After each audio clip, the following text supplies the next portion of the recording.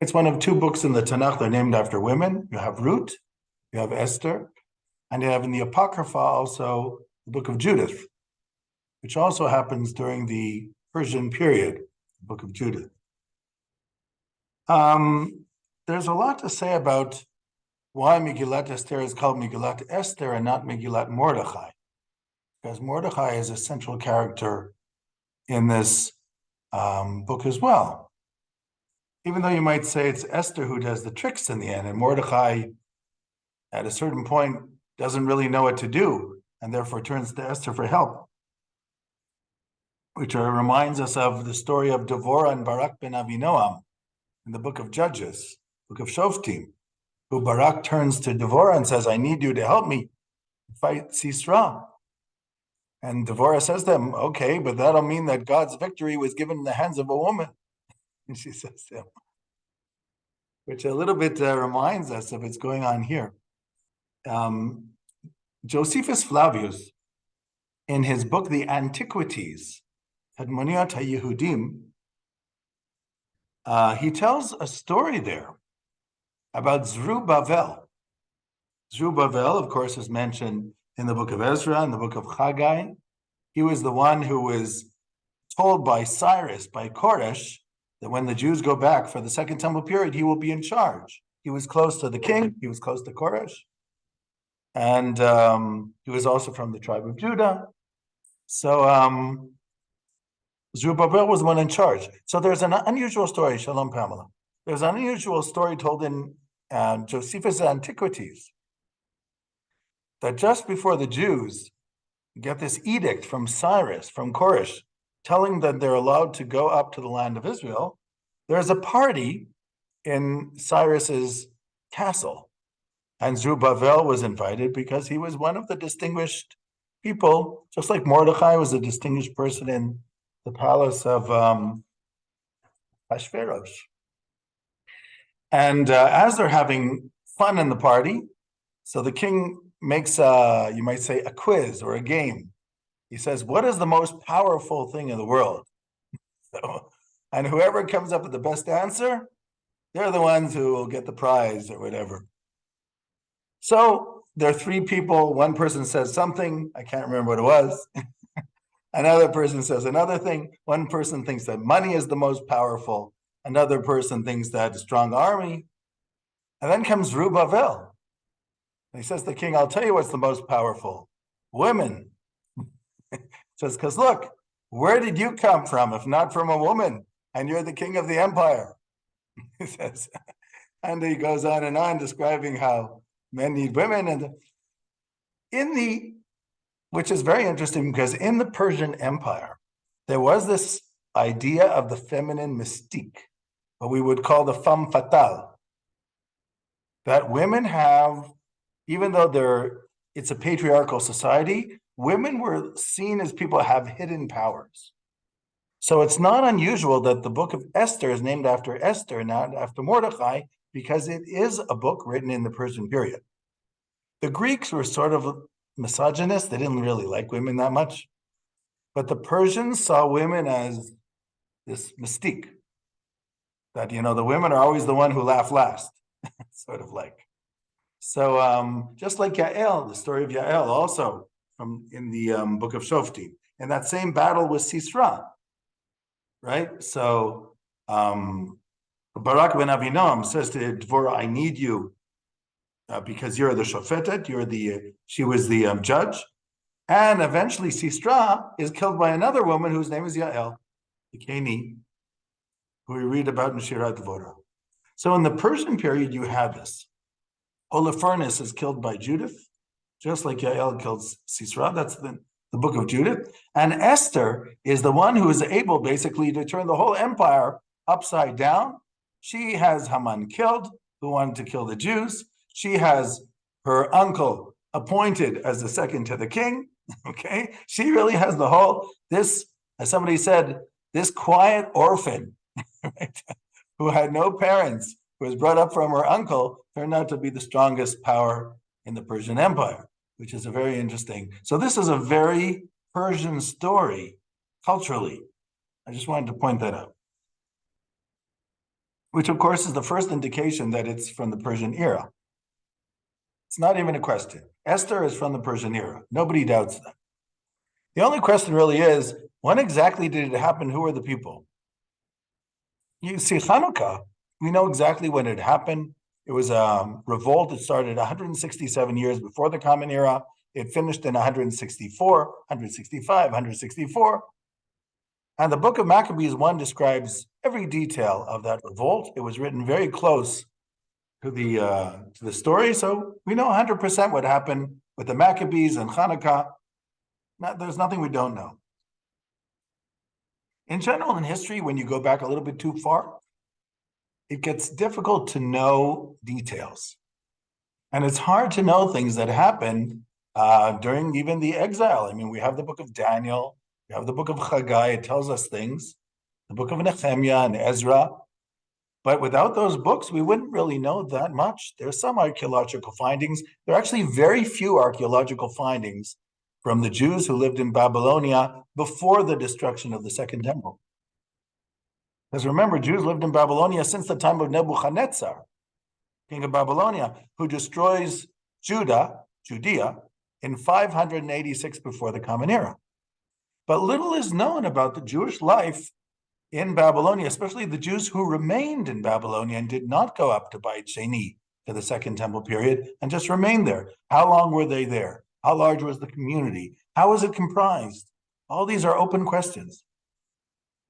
We do know that there was a town called Judea, or Judon, or something like that, Yehudia, or which was found archaeologically in Babylonia. One of the few things that they actually found about Jewish communities there. There was a Jewish community, it was called Jewtown, if you want to call it that. And there was also Beit Kfarot there. And one of the interesting things that they discovered in this Beit Kfarot is that people were buried, and it would say how many years after the destruction of the temple were they buried. So they still had that connection to this idea of Judaism is about the temple, about centralized religion. A couple other things about Megilat Esther.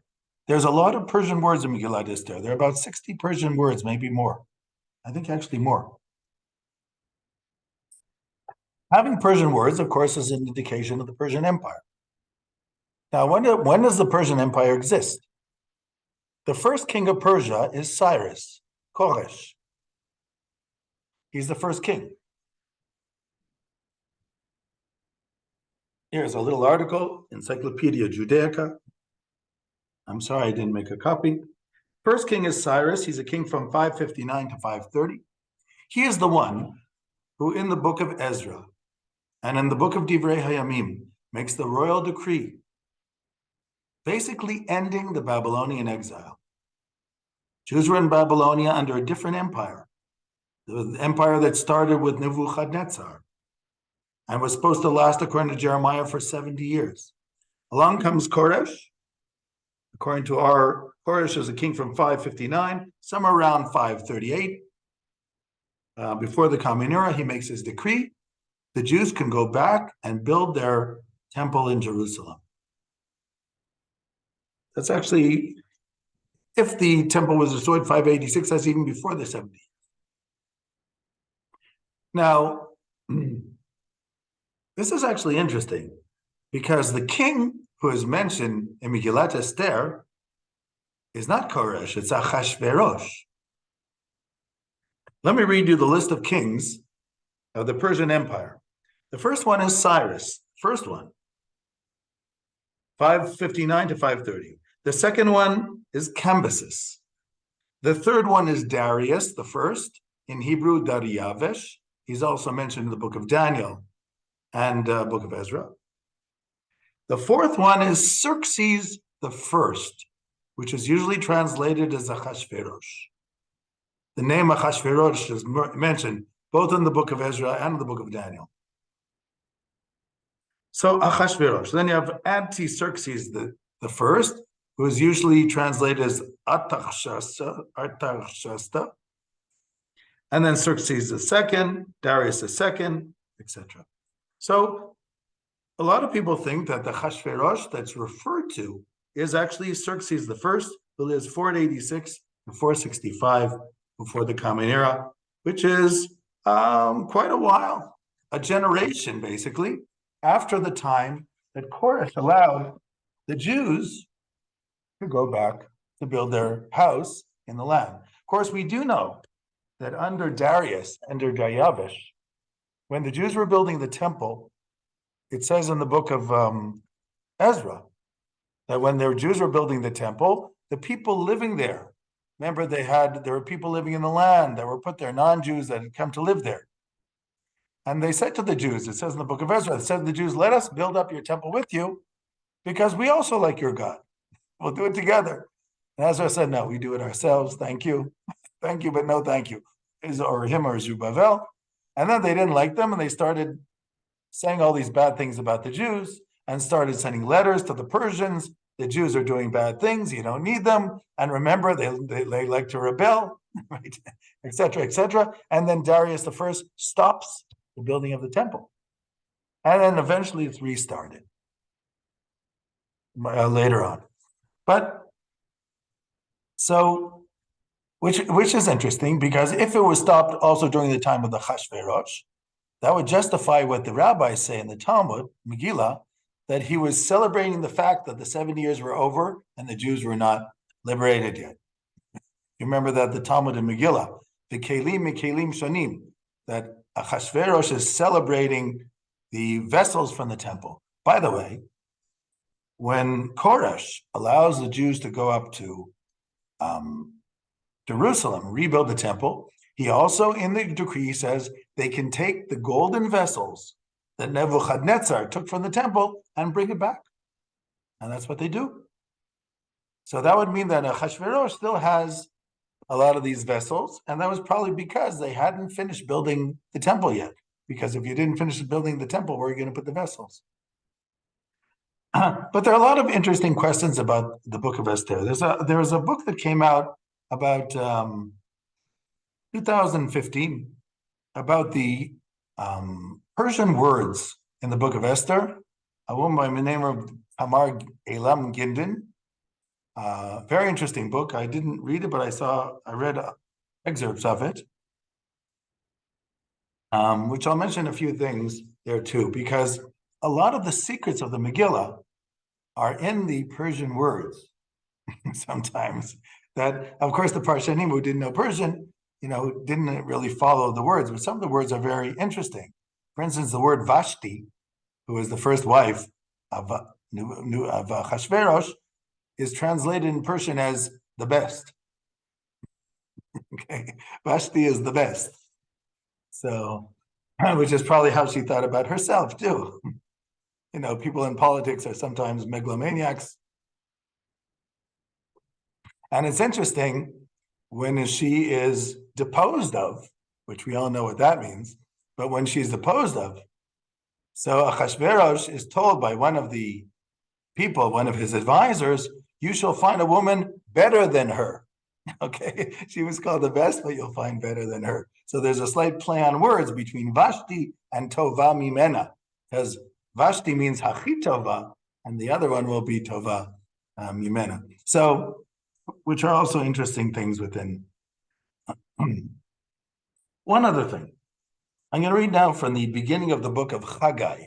Haggai is one of the last three prophets who gets to see the second temple built. In the second year of Darius the king, in the 6th month, on the day of the month that God came to Haggai the prophet, the word of God came to Haggai the prophet to Zerubbabel, meaning Haggai is prophesying for Zerubbabel, the governor of Judah, and to Yeshua the son of Yehozadak the high priest, saying, this is what God says. This people are saying the time has not come, the time that the Lord's house shall be built. Meaning the people are saying it's not time to build the temple. Which people? Are they referring to the people who are in the land of Israel or the people still living in Babylonia? We know that in the Aliyah to the land of Israel, there are not that many people. There's a few tens of thousands, which are mentioned at the beginning of the book of Ezra. In fact, they mention every family name to make the point that these were important people because there were not that many of them who actually went back at the beginning of the book of Ezra. So if I open the book of Ezra right at the beginning, there is a list of the people who made Aliyah with Zerubbabel and with Haggai's Chaya Malachi, because Cyrus gives the decree. Anybody who wants to build the house in Jerusalem can. Anybody who wants to, you can go up now, etc. And a lot of people answered that call. But then in chapter 2, they say exactly who the people were. And eventually they say the exact number. If I can remember it here, where actually it is. One moment. Okay, the exact number, no, that's not the exact number.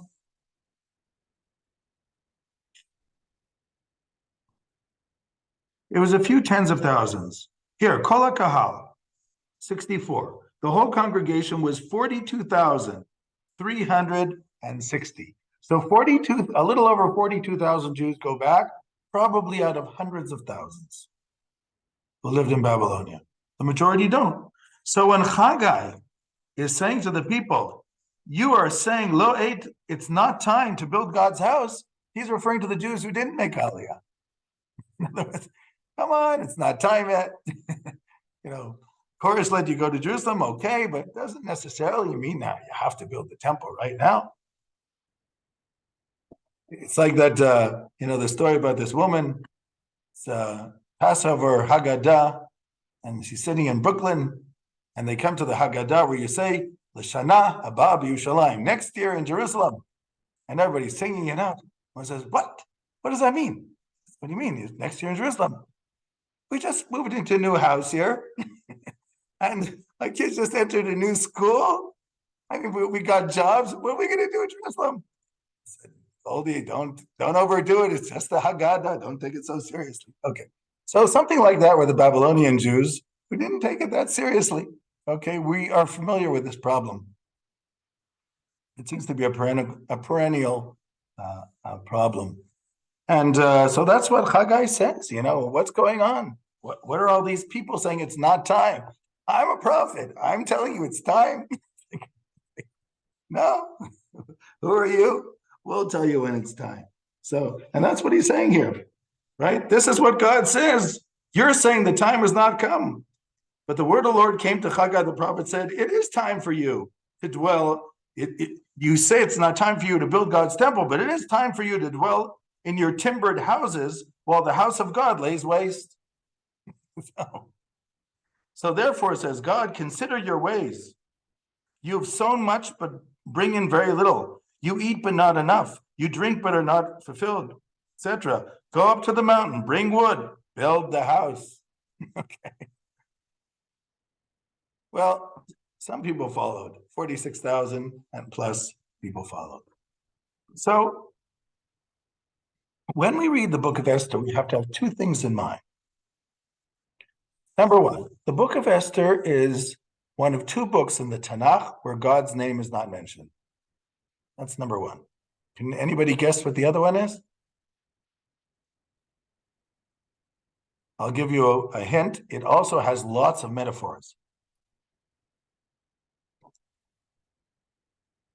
It's called Shir HaShirim, the Song of Songs.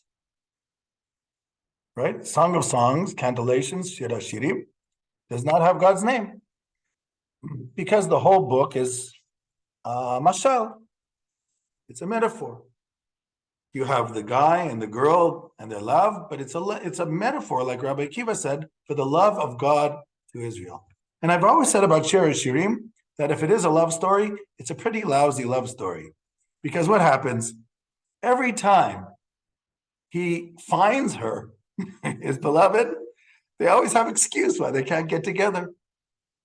So he gets all the way to her house and he finds her because she had disappeared. And he knocks on the door.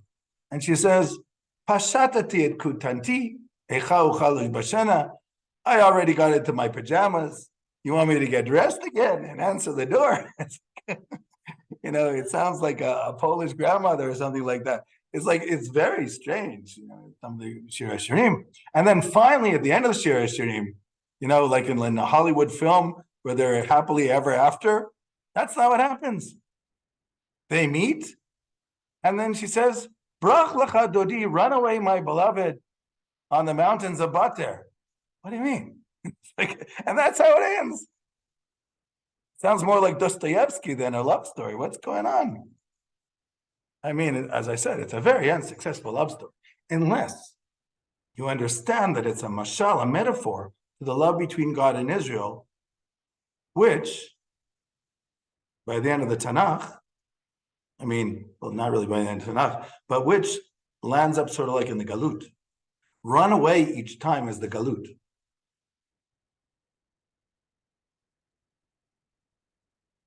Hishbati etchem benot Yerushalayim.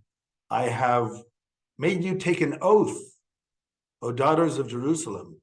Im ta'iru, im ta'oraru et ahava at shetachpatz. If you shall dare to arouse the love until the time is ready.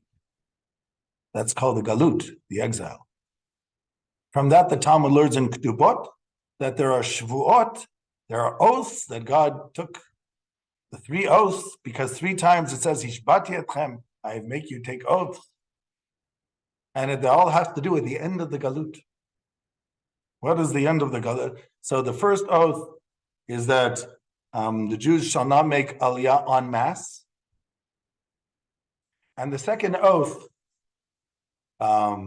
is that they shall not rebel against the nations. And the third oath is that the nations shall not subjugate or hurt the Jews too much. It's called the 3 oaths. Rav Ashkenazi, Rav Yehuda Ashkenazi Manitu, has an interesting commentary on the oaths. The Maharal of Prague originally said about these oaths that they are more a description of what's going to happen than an actual oath. It's a description of what's going to happen, which means the Jews won't really be able to make aliyah en masse during the exile. The Jews really won't be able to rebel against the nations in order to make aliyah. But God will make sure that the nations don't overdo it. He will always keep the Jewish people. They're sort of more like description of what's going to happen in the exile. That's the Maharal. Rav Ashkenazi says, from this description, you can understand when the Galut is over.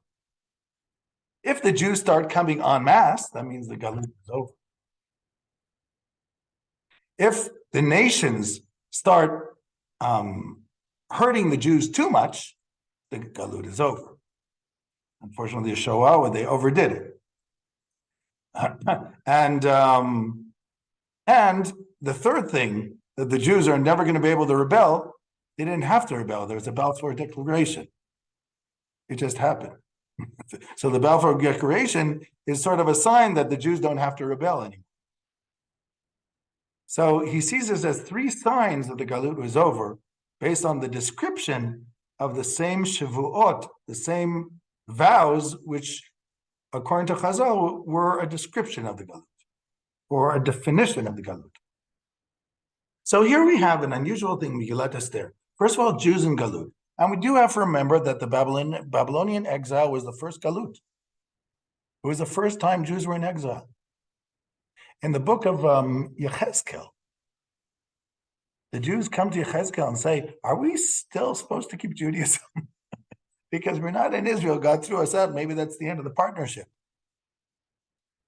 And Yechezkel says to them, Ha'oleh ruchachem halolo tiyeh.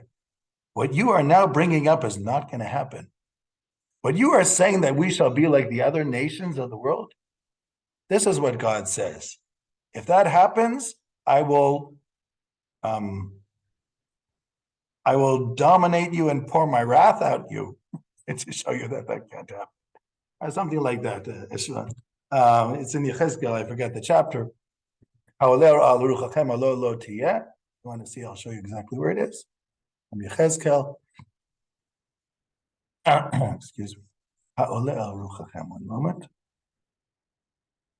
I found that a very, very interesting verse.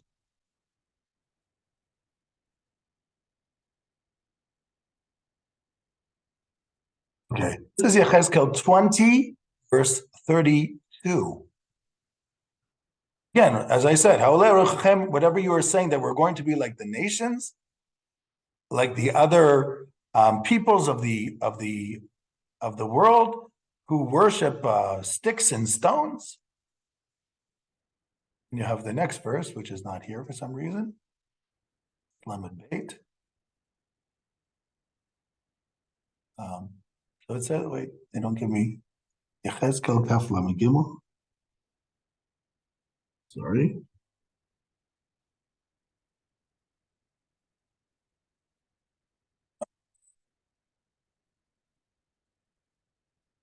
Here it is. Oh, Kaf Lamed Gimel.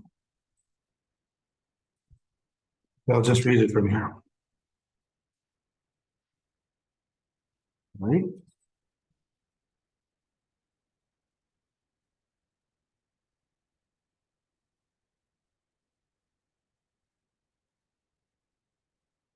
Twenty Lamed Gimel. Okay. As I live, says God. Oh, that which comes into your mind shall never come about. What you are saying, we shall be like the nations, like the families of the countries to serve wood and stone, as I live, says God, with a mighty hand, with a stretched out arm, and with anger, I will be king over you. So no, the covenant is not over. That's basically what Ezekiel is telling them. Okay. So what is megilat Esther? And what is the goal of the book? As I said, God's name is not mentioned in the book, even when it looks like it should be. For instance, when Mordechai in chapter 4, with the agent called the Tach, keeps talking to Esther and asking for help. So he says to Esther, if you're going to hide in the king's palace at this time, Revach v'tzalal yavo laYudim mimakom acher, salvation shall come to the Jewish people from another place, and you and your father's house will be destroyed. It says from another place. What's the other place? It's like every place where theoretically God's name should be mentioned, on purpose is not. In my opinion, the reason on purpose is not is two things. Number one, this idea of Galut being a time of hastarat panim, when God hides his countenance. So God's name, which represents a name is how you are called, how you reveal yourself. So God is not revealed during the exile. So God's name is taken out of the Megillah. So the Megillah is trying to describe the Jews in the exile. And I'll add, and these were the Jews who decided to be in the exile because they now had an option to make Aliyah. After Koresh makes his decree, the Jews are no longer in exile, they're now in diaspora. Because they do have the option if they want to. So number one is talking about how God hides his face in the Golah, but how God helps from behind. And you have a lot of that also in the rabbinic thinking. The second thing is there's a slight parody going on, in my opinion, which has to do with the situation of the Jews in the Golah. You know, the Talmud says in Ketubot, Yisrael bagolah ovdei avodah zara b'tahara. The Jews living in the diaspora are worshiping foreign gods in purity. What does it mean, impurity? Because they're not doing it on purpose. Shalom, shalom. Welcome. They're not doing it on purpose because they don't realize. Jews living outside of Israel are living under a culture, and sometimes they don't realize that they're living in a foreign culture. I think I gave this example. There was once a group that wanted to show that Jews in the United States know less about Judaism than they do about the religion and the culture of the land that they live in. So one of the questions, the only question I remember from the list of questions was, they went around asking Jews, tell us the name of a famous Jew who was born in Bethlehem. And it was interesting that none of them thought of King David. Okay. In other words, they were more aware of Christianity than they were of Judaism. And remember, King David is not a nobody in our history. He's one of the, what we call one of the seven, ushpizim that we greet in the Sukkah, with the one of the seven shepherds, Shivata Rohim, after Abraham, Isaac, and Jacob, Moses, Aaron, Joseph, and David. I mean, so yeah, it's a problem. And I would add to that, you even have religious Jews, which are influenced from other religions without realizing it. Because centuries we've been elsewhere. 2,000 years is a long time, a very long time. And there are things that sometimes you're influenced from the outside, different galiyot and in different ways. So you have this also in the book of Esther. Look at the way that the two, let's call them, well, sort of heroes of the story are depicted. First of all, they have Persian names, Esther and Mordechai. Esther, we know she has a Jewish name. Her name is Hadassah. It says specifically in the Megillah. Esther, who is Hadassah. So her name was Hadassah, but he keeps calling her Esther, even after it told us her Hebrew name is Hadassah. Because that's what happens when you're in the Gola. Your name is Robert, but when you're called up to the Torah, you're Reuven. Your name is Steve, you're called up to the Torah, you're Shlomo. We all know that. So that's not unusual for the Gola. Jews have to live a sort of like double identity in the countries that they live. So it's not much different. But even the names are surprising. Mordechai, Marduk, one of the gods of Babylonia. Esther, Ashtar, another god of Babylonia.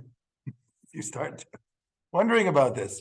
It reminds me what the Talmud says about the Jews in the Gola are influenced by foreign gods without even realizing. In my opinion, it's a slight parody. In other words, there's the story. I'm not saying the story didn't happen, but the narrator, and we know who the narrator is, by the way, because the Talmud of Baba Batra says that Megilat Esther was edited by Anshe Knesset Agdolah, Baba Batra 12. Anshe Knesset Agdolah, the men of the Great Assembly. The men of the Great Assembly was, you might say, the Sanhedrin of the Second Temple period in its first half. They are also the people who canonized our Tanakh. Hard to know exactly when. Traditionally, it looks like it took since the Anshe Knesset Hagdolah, the last member is Shimon HaTzadik. Right, he's mentioned Pirkei Avot as Mishayarei Anshe Knesset Hagdolah, of the last remnants of the men of the Great Assembly. And Shimon HaTzadik lives, hard to know exactly, 200, maybe 250 before the Common Era. So the Anshe Knesset Hagdolah are probably finished by 300, let's say 250 before the Common Era, just for argument's sake. That means our Tanakh is finished maybe 300 before the Common Era. In other words, the books are earlier, but the decision, which one in, which one out, is somewhere around 300 before the Common Era. One of the last books to make it in, of course, was Megilat Esther. The Talmud already says in Megillah that Esther said, Kitvuni ledorot. She said to the rabbis, write me for generations. But despite that, it was not an easy thing. The Talmud in Megillah, Daf Zayin, page 7, tries to argue, is Megillat Esther part of the Ketuvim? Meaning, was it written under divine inspiration, Ruach HaKodesh? Or is it just a nice book? Finally, they come to the Maskana, it's Ruach HaKodesh, and it was accepted.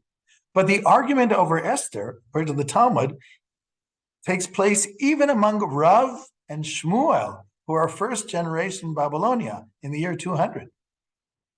Meaning Esther is already part of the Tanakh, but there's still an argument.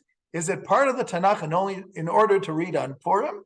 Or is it part of the Tanakh because it's really a book under divine inspiration? This argument goes as far as the year 200 between Rav and Shmuel in the Talmud. When people read it, they don't realize how late Rav and Shmuel are about this argument.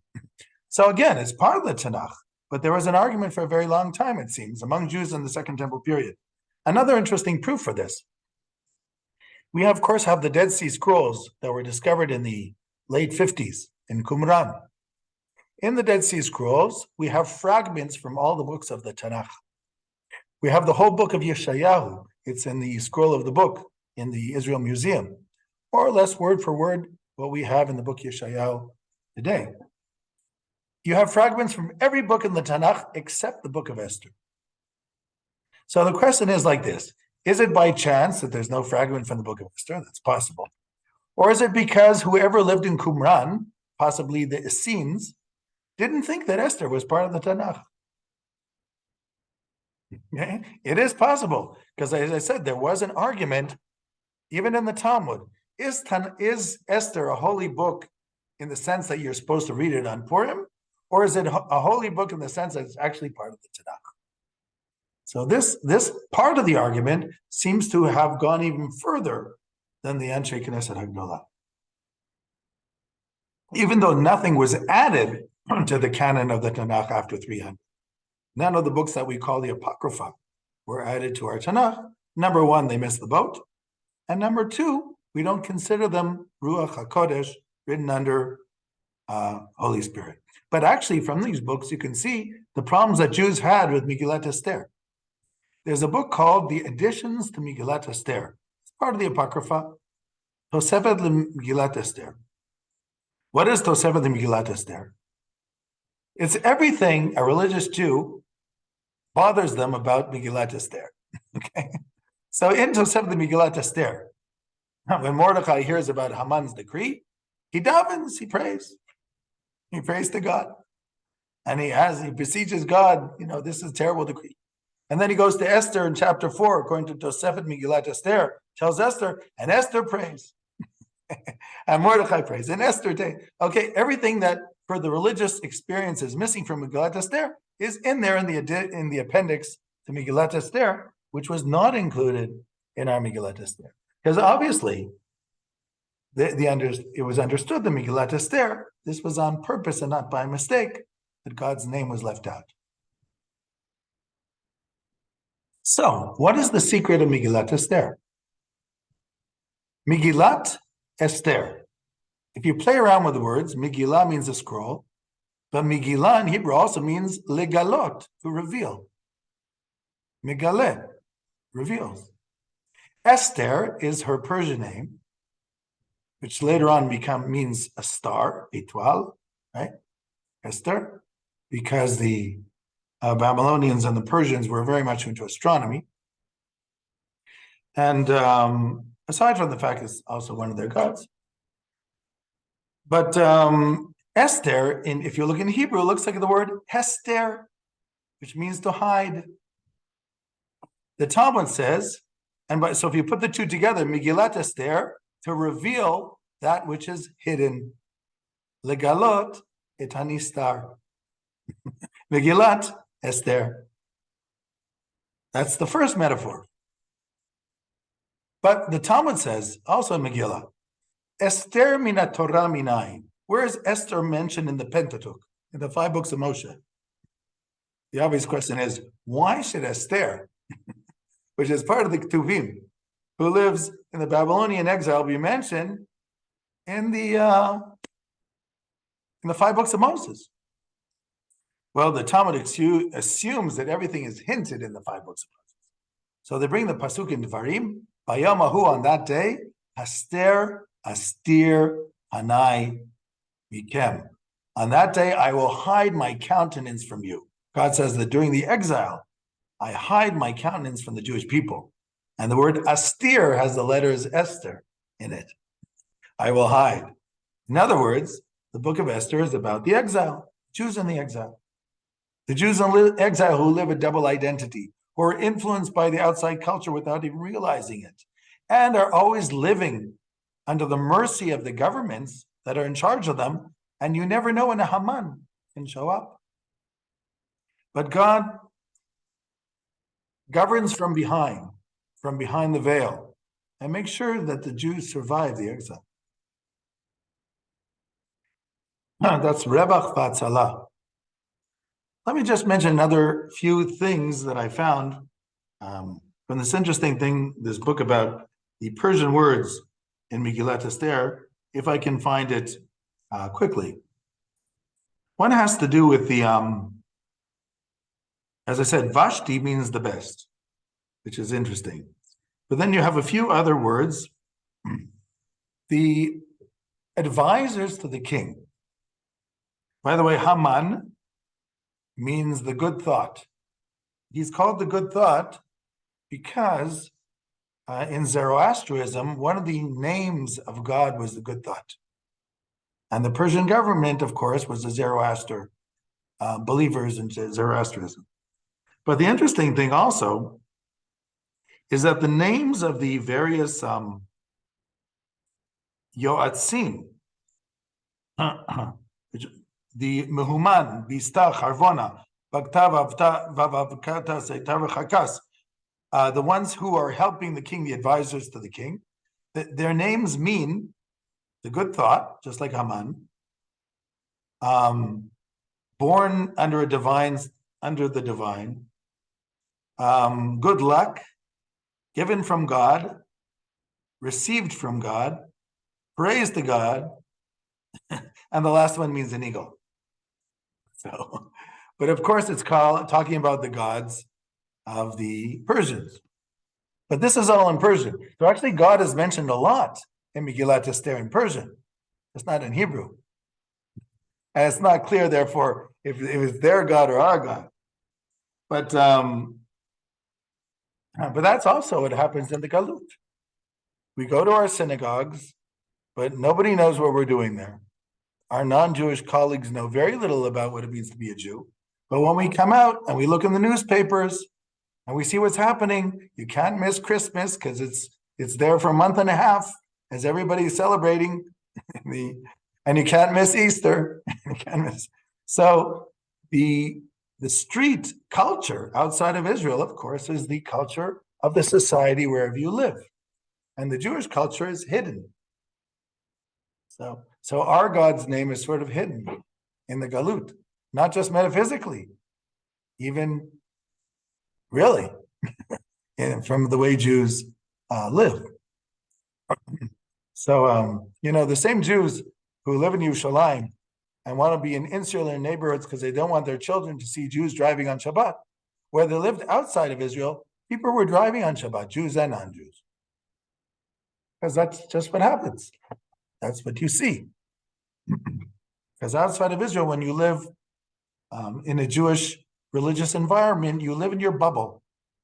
And you do whatever you can to protect that bubble, which is the environment that you're trying to create in those places. So this is one thing I wanted to mention. There's actually a lot to say about this Megillah. But just in the last 10 minutes, I'll give a bit of an introduction. There was a fellow whose name was Rabbi Yoshua Bachrach. He wrote a book called Kitvuni Lidorot on Megillat Esther, which is, of course, what Esther, according to the Talmud, says to the rabbis, write me down for later generations. And he has a lot of interesting insights into the Megillah. One of the questions, for instance, he asks is, was Achashverosh a stupid king or a wise king?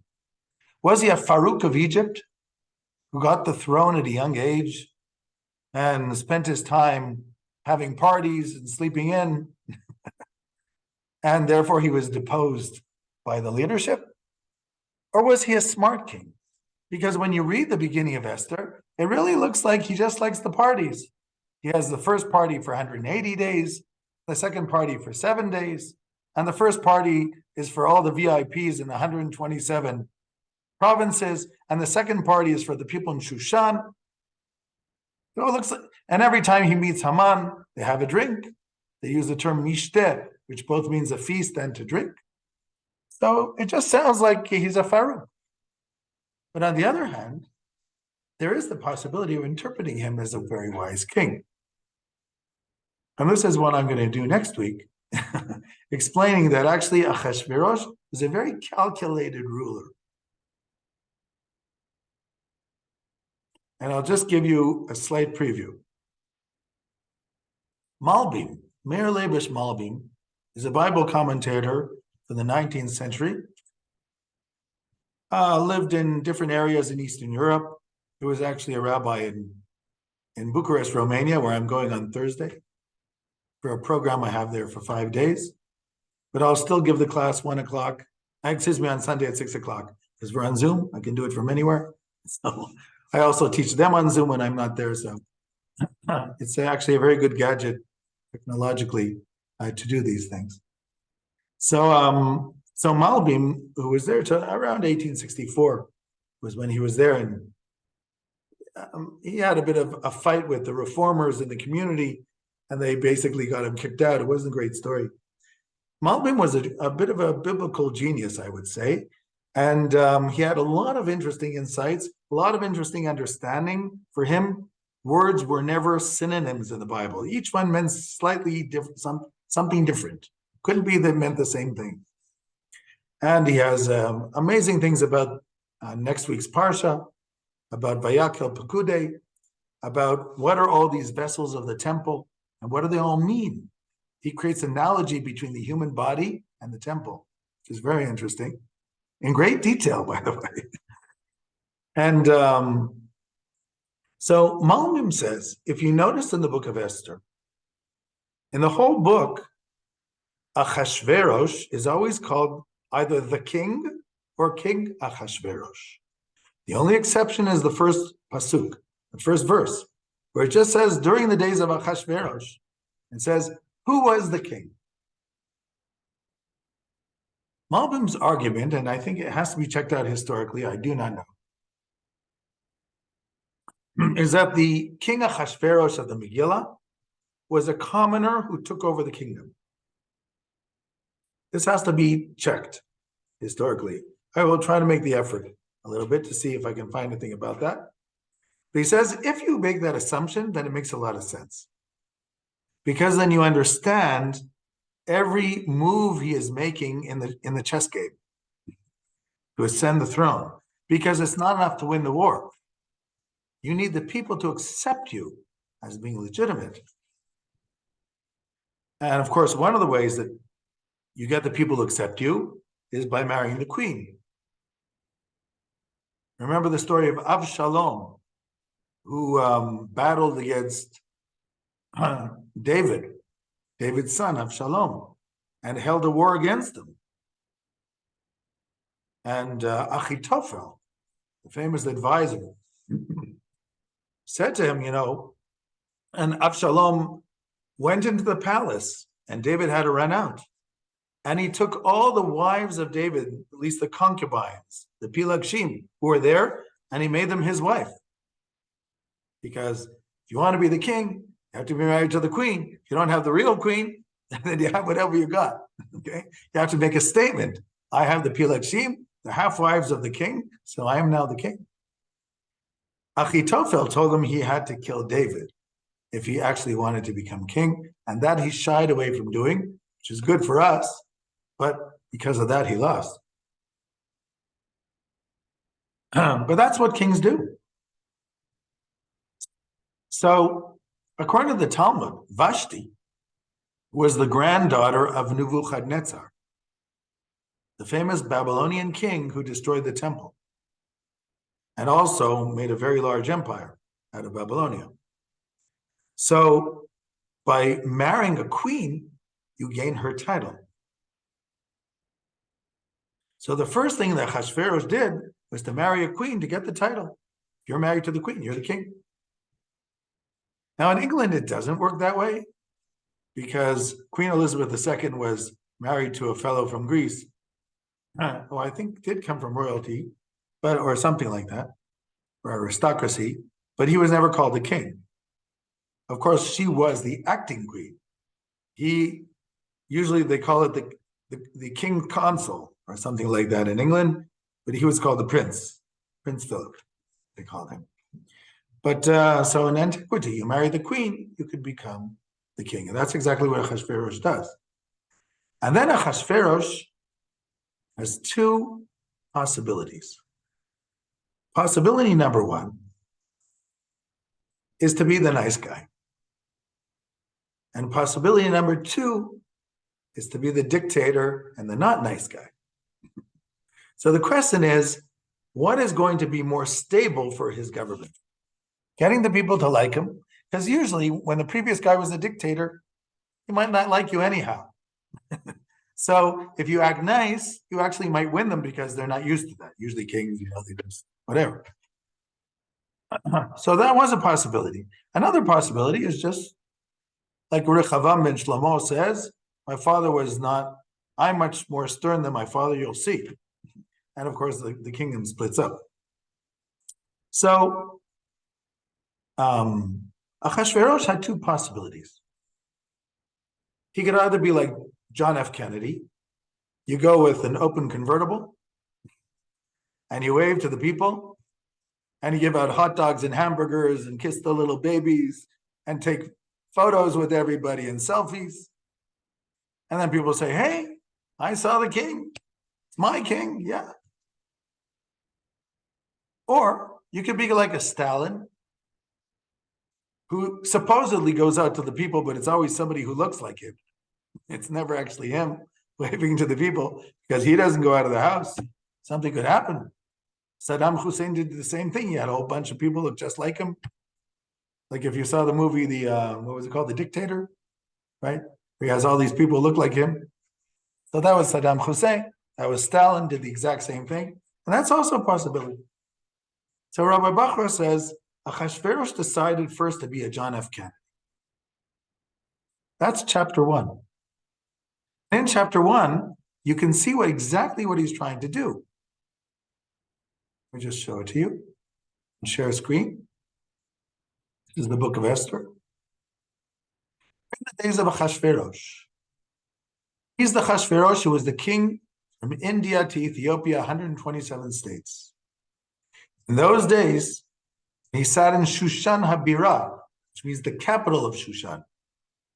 In the 3rd year of his reign, he made a great party for all of his servants and all of his ministers from Persia, from Medes, the Partamim, and the heads of the states to show him his wealth. 180 days. I'll explain to you what I think this means. What does it mean, anybody who's anybody from all 127 states, 180 days? I assume that in this first party, 180 days, that's about half a year. The king probably wasn't around very much. But people got letters. Why 180 days? Because some of them lived far away, some of them lived closer. And in the letter would say, you are invited to the king's palace. The date you're invited is such and such date, within the 180 days, based on how far away they are. Okay? And they know exactly when they have to be there. But they don't come for the whole 180 days, they come for one. During that day, they get free food, they take pictures with the family and the kids, okay? They can take it back home, and they say, yeah, okay, and these are maybe, some of them are little clerks, but everybody who's anybody has this possibility to go to the palace on that day, and this is a very good PR campaign for Achashverosh to win the people. And then, if you know, he has a second party. Already it says he has a second party, another party, and that first party was over. For all the people living in Shushan, the capital, from everybody, from young to old, he made a second party 7 days in the king's courtyard. So, first one was in the palace, not necessarily in the king's part, but they could come to the palace, whatever. Then the second one, because remember, the people who are closest to you, those are the ones you have to worry about. Because people living in Shoshana Bira were all aristocrats. Just like in Prague 1, near the palace, that's where all the aristocrats lived in Prague. So the same thing, in Shoshana Bira, everybody was invited. 7 days, so everyone could come for a different day. That was enough in Shoshana Bira. And for that one, I'm sure the king was there all the time. He had a network, he had to talk to people, the politically powerful, the rich, whoever it was. Those were the ones, the advisors. There's where he spent his time for 7 days. So Achashverosh was not such a dumb king then. He had it all planned out. He was going to win the people over, win over the clerks in every province, and he was going to get in good with the people in Shushan Habira. Until two things go wrong. The first thing to go wrong is because it's a book written in the Persian Empire. And I told you, what happens in a book written in the Persian Empire? I told you at the beginning. Who can bring down the king? Always a woman. Okay. And who's the woman who looks like she is now threatening the king? Vashti. Achi Tova, one who is the best. Vashti. Now remember, why did he marry Vashti according to this thinking? According to Chazal, he wanted her title. He was a granddaughter of a very important king, the king of the previous Babylonian Empire that had taken over. What does it say about Vashti? It says that in the middle of that second party of the 7 days, Vashti also made a party for the women. Very nice. Then on the 7th day, the last day of the party, the king was happy and drinking wine. He said to his advisors, who we mentioned before, bring Vashti, the royal crown. All these people shall see her beauty. Of course, the Talmud says he wanted to bring her only with a crown, meaning not dressed. But at any point is, whether Chazal are right about that interpretation or not, the point is he's going to show off Vashti. But Vashti is no pushover. From her point of view, he owes me. He's got his title from me. He needs me, so he can't tell me what to do. But to Ma'ain Hamalka Vashti, she said, absolutely not. I'm at my party. You're at your party. We are equals. I'm not going to play your game. I'm not coming. She said, I'm not coming with the king's order through his servants. And the king was really angry. Now, king is in a problem. We do. This is serious. I ordered Vashti to come. She said no, and she embarrassed me in front of the aristocrats. We have a major political problem. How do we dispose of this problem? So comes Memuchan, who according to the Talmud later becomes Haman. And that's why he gets rewarded. Says, this is not just a private issue between you and Vashti. This is a government political issue. And Achashverosh says, yep.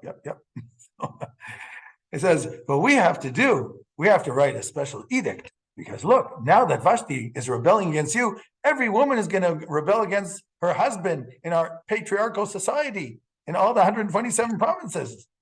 Whether that's true or not, I don't know. So this is a major problem, which is ruining the fabric of our country. We have to do something. Well, if you look at the end of the chapter, and this will be all I'll say today, what is the edict? Memuchan tells him to write. It's a very interesting edict. So he says, they send out Sfarim. They send out books. All the Medinot, all the 127 provinces.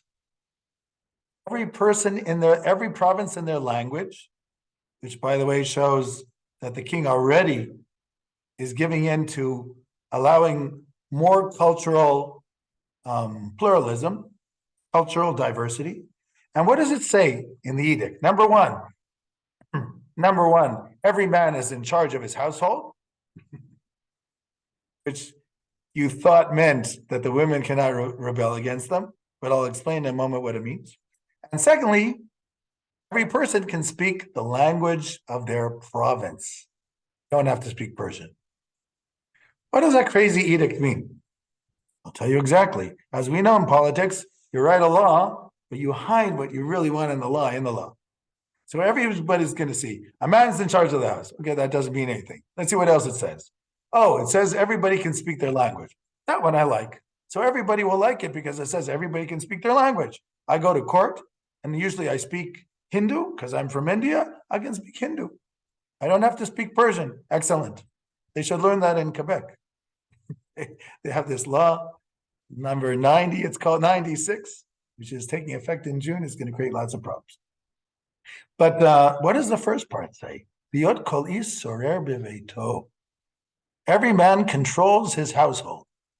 What does that mean? I'll tell you what it means. What is the law? The intent of the law, as the Israeli Supreme Court would say. The intent of the law is very simple.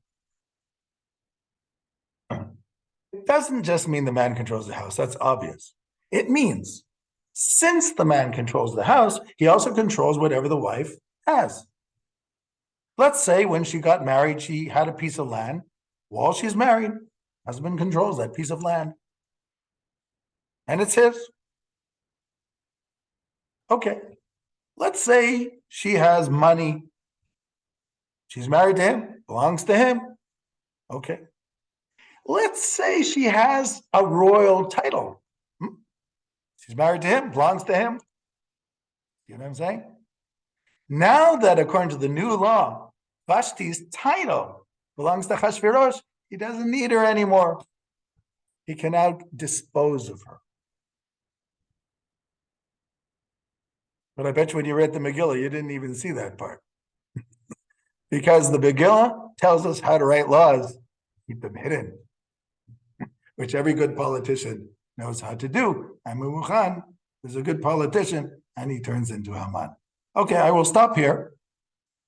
Next week, I will finish off. I want to explain the thinking based on Rabbi Bachrach's ideas. Some of it I added myself.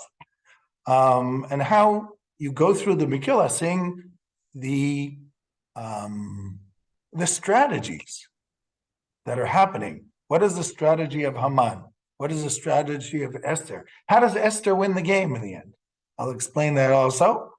And then we'll finish off by trying to understand what does this mean for the idea of the Jews in the Golah and the diaspora.